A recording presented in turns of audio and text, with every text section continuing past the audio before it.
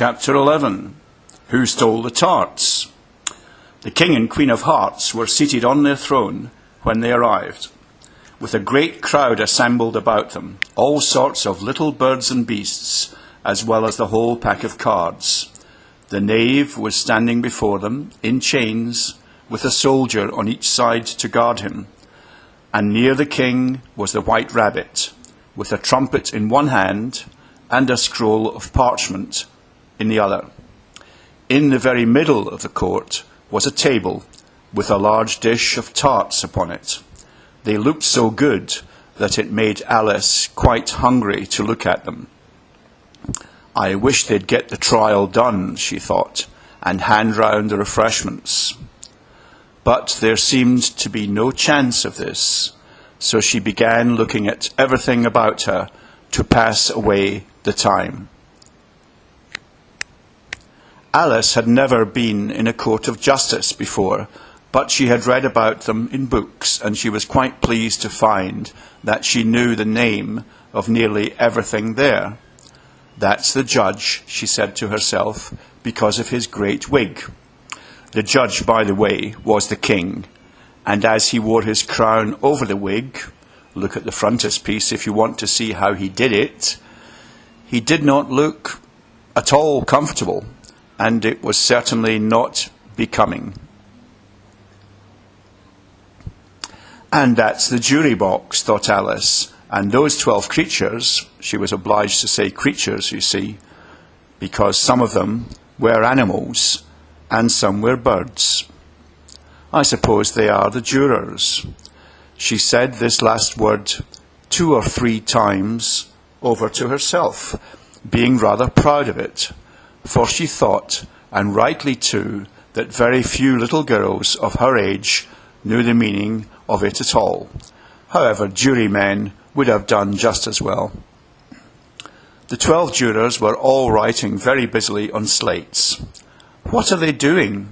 Alice whispered to the Griffin. "They can't have anything to put down yet, before the trial's begun."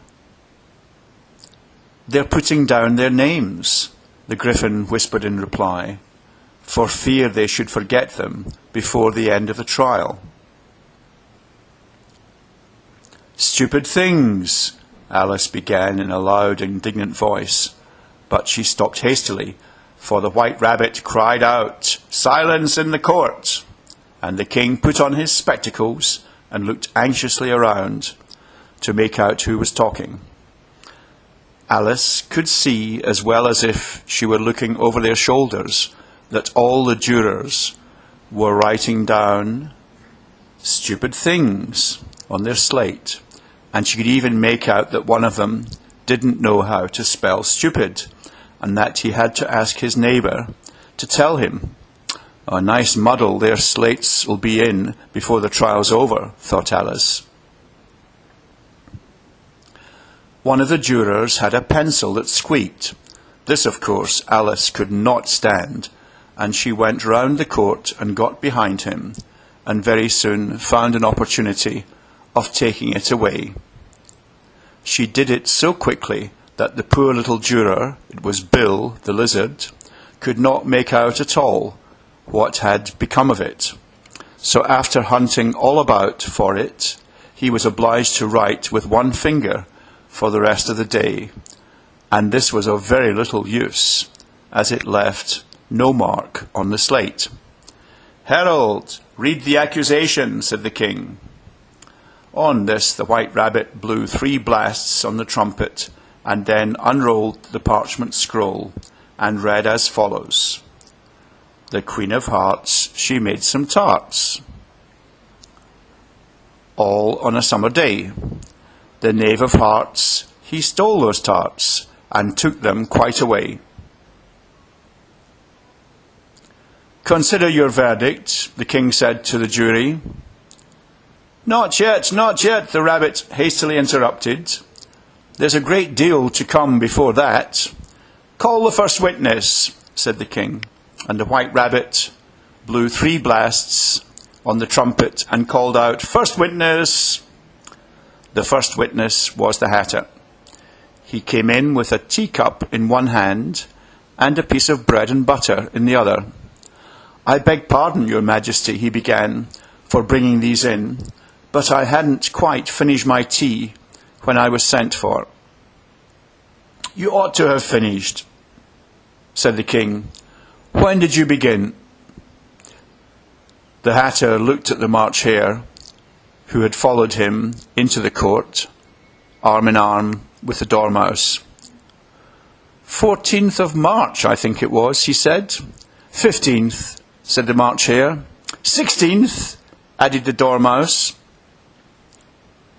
"Write that down," the king said to the jury. And the jury eagerly wrote down all 3 dates on their slates, and then added them up and reduced the answer to shillings and pence. "Take off your hat," the king said to the Hatter. "It isn't mine," said the Hatter. "Stolen!" the king exclaimed, turning to the jury, who instantly made a memorandum of the fact. "I keep them to sell," the Hatter added as explanation. "I have none of my own. I'm a Hatter." Here the Queen put on her spectacles and began staring at the Hatter, who turned pale and fidgeted. "Give your evidence," said the king, "and don't be nervous, or I'll have you executed on the spot." This did not seem to encourage the witness at all. He kept shifting from one foot to the other, looking uneasily at the Queen, and in his confusion he bit a large piece out of his teacup instead of the bread and butter. Just at this moment, Alice felt a curious sensation, which puzzled her a good deal until she made out what it was. She was beginning to grow larger again, and she thought at first she would get up and leave the court. But on second thoughts, she decided to remain where she was as long as there was room for her. "I wish you wouldn't squeeze so," said the Dormouse, who was sitting next to her. "I can hardly breathe." "I can't help it," said Alice very meekly. "I'm growing." "You've no right to grow here," said the Dormouse. "Don't talk nonsense," said Alice more boldly. "You know you're growing too." "Yes, but I grow at a reasonable pace," said the Dormouse, "not in that ridiculous fashion." And he got up very sulkily and crossed over to the other side of the court.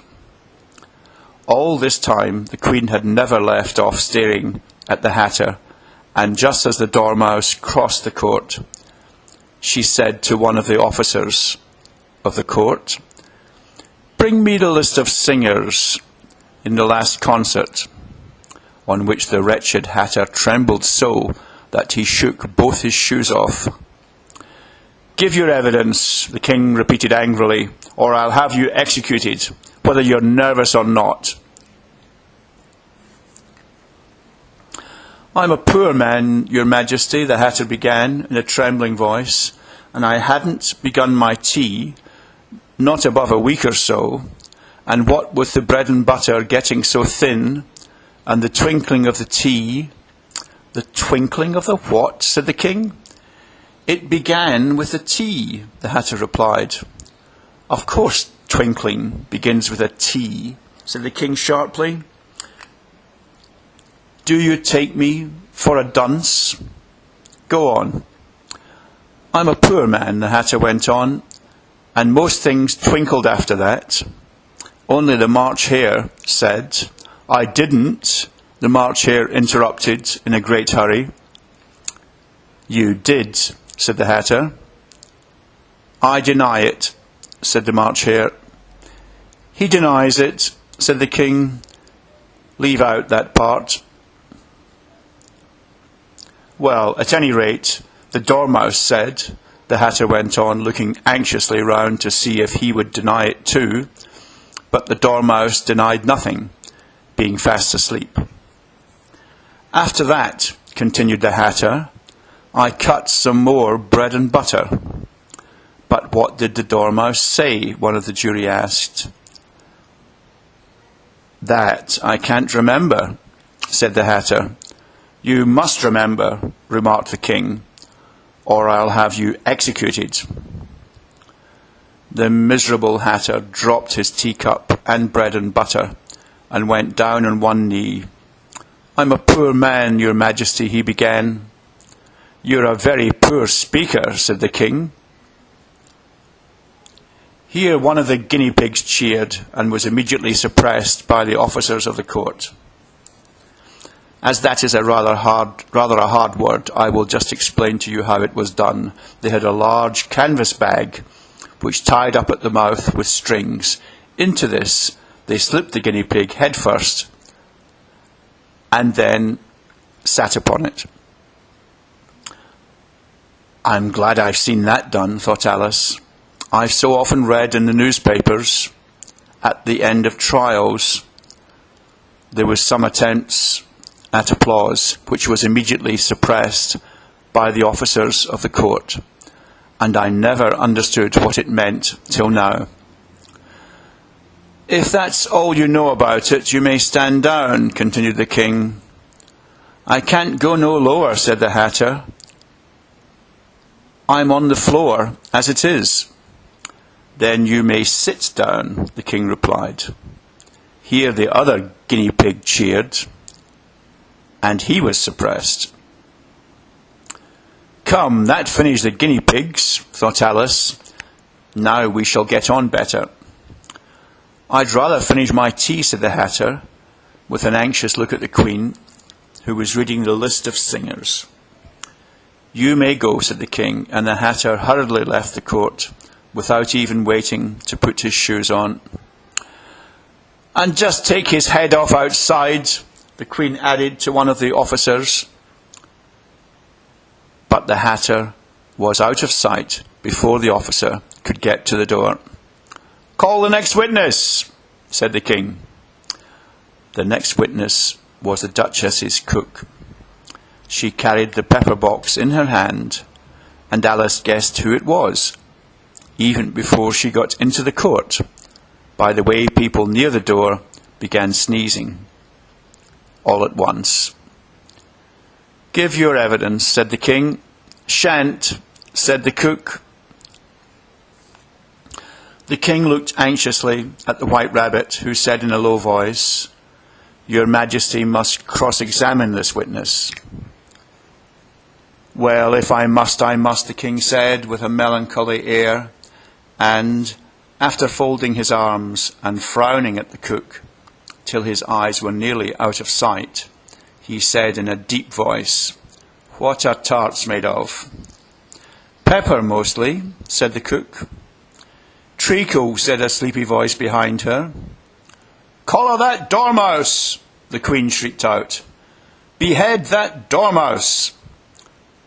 Turn that dormouse out of court. Suppress him. Pinch him. Off with his whiskers. For some minutes the whole court was in confusion, getting the dormouse turned out, and by the time they had settled down again, the cook had disappeared. Never mind, said the king with an air of great relief. Call the next witness. And he added in an undertone to the Queen, Really, my dear, you must cross-examine the next witness. It quite makes my forehead ache. Alice watched the White Rabbit as he fumbled over the list, feeling very curious to see what the next witness would be like. For they haven't got much evidence yet, she said to herself. Imagine her surprise when the White Rabbit read out, at the top of his shrill little voice, the name Alice.